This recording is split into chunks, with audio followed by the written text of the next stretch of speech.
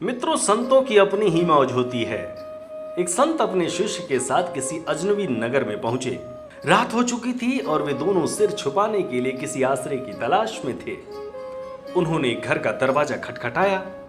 वो एक धनिक का घर था और अंदर से परिवार का मुखिया निकल कर आया। वो संकीर्ण वृत्ति का था। उसने कहा, मैं आपको अपने घर के अंदर तो नहीं ठहरा सकता, लेकिन तलघर में हमारा स्टोर बना है। आप चाहें तो वहां रात को रुक सकते हैं, लेकिन सुबह होते ही आपको जाना होगा।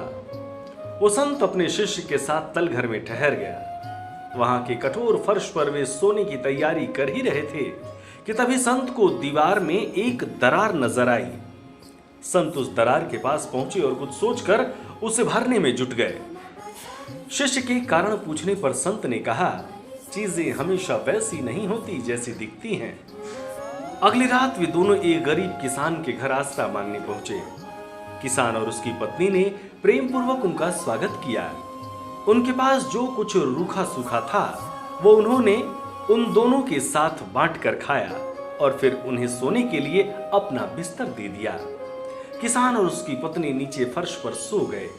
सवेरा होने पर संत और उनके शिष्यों ने देखा कि किसान और उसकी पत्नी रो रहे थे, क्योंकि उनका बैल खेत में मरा पड़ा था। ये देखकर शिष्य ने संत से कहा, गुरुदेव, आपके पास तो कई सिद्धियां हैं, फिर आपने क्यों होने दिया? उस धनिक के पास सब कुछ था, फिर भी आपने उसके तलघर की मरम्मत करके उसकी मदद की, जबकि इस गरीब ने कुछ ना होने के बाद भी हमें इतना सम्मान दिया, फिर भी आपने उसके बैल को मरने दिया। संत फिर बोले, चीजें हमेशा वैसी नहीं होती जैसी दिखती हैं।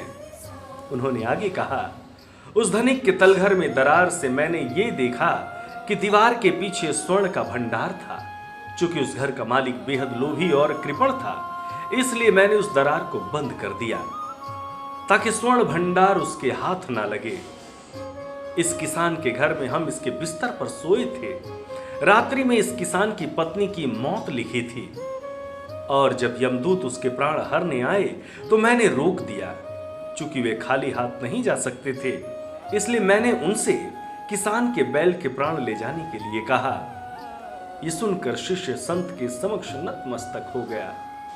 ठीक इसी तरह जब परम पिता परमात्मा की कृपा नहीं होती है तो हम चाहे कुछ भी कर लें, होता वही है जो गुरु कृपा होती है।